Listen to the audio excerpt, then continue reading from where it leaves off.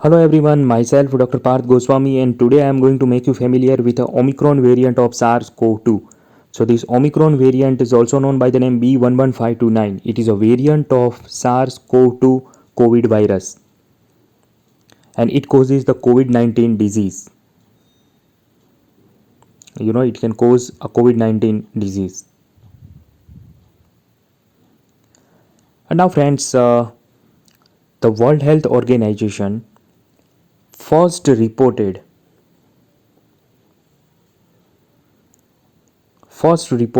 Omicron variant of the SARS-CoV-2 in the South Africa region. They have first reported at South Africa on the 24th November 2021.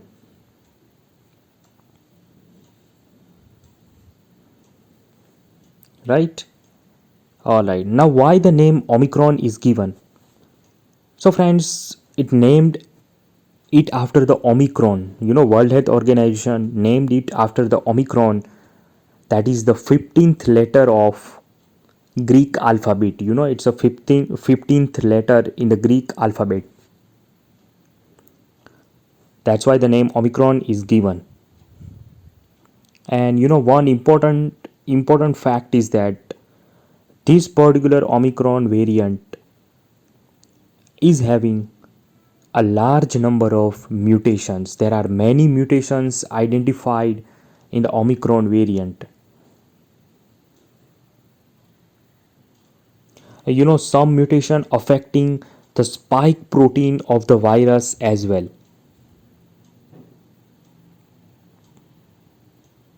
So you can understand that if spike protein is affected, it is the main antigenic site for vaccination.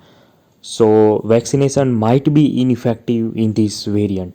That could be the probability because spike protein mutation also has been observed. And some mutations in this variant is very novel.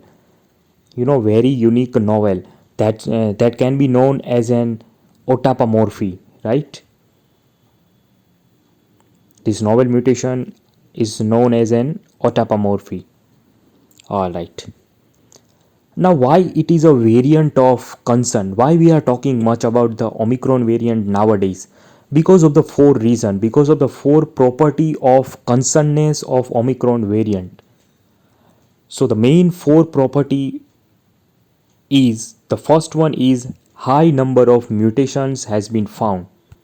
More than 30 amino acid change, 3 deletions and 1 insertion as spike protein has been found. So high number of mutations are present, and because of which transmissibility is probably very high. It can easily spread from one person to another person. That probability could be high because of this reason.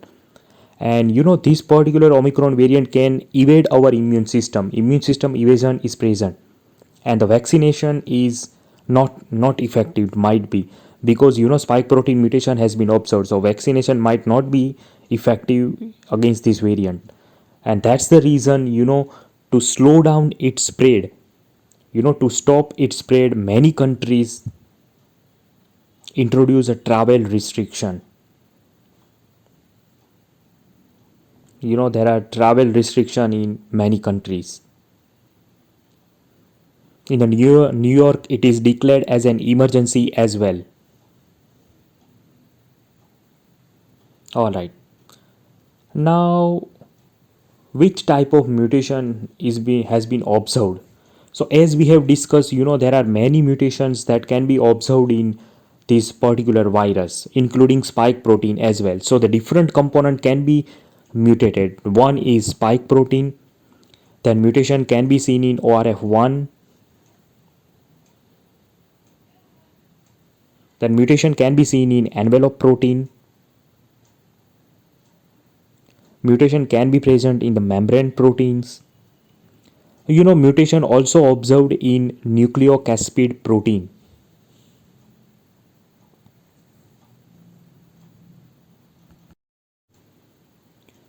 Now in the spike protein, more than 32 mutation has been observed. The spike protein is the main antigenic site for the vaccination. So you can imagine if mutation is present in spike protein, then vaccination might not be effective, because it is the main protein used for vaccine preparation. All right. Now, additionally, friends, three mutation observed at furin cleavage site. Mutation observed at furin cleavage site.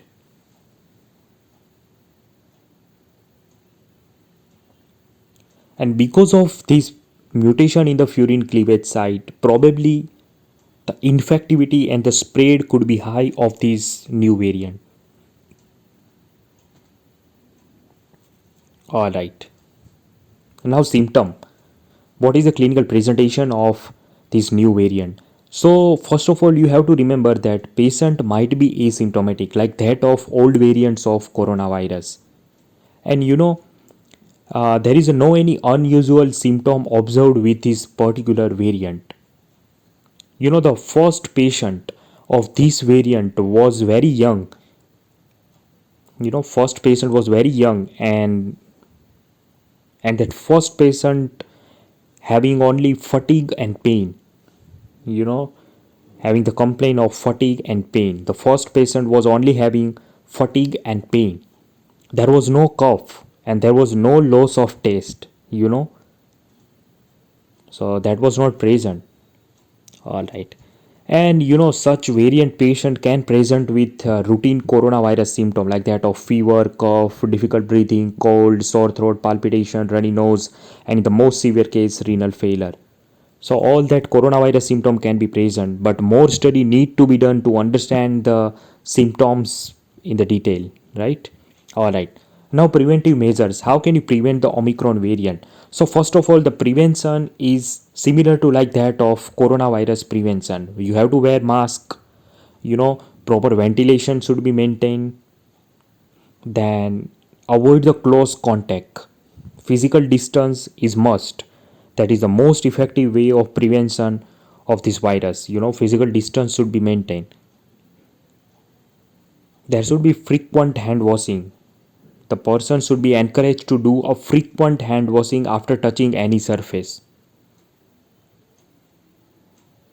And obviously, a vaccination, all the population should be vaccinated. Although the mutation observed in spike protein, but vaccination is must. All right. Now, the World Health Organization has given the advice to the nations.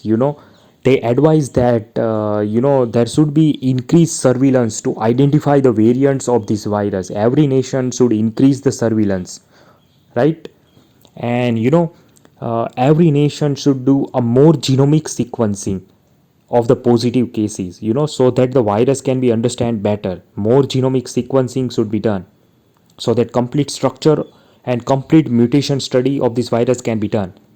And if possible and if resources is present, if you are getting the funds, then it's essential that you should understand the virus of concern's property. You should try to understand the property of this new coronavirus, like that of epidemiology, then severity of the virus, then effectiveness of the health of public.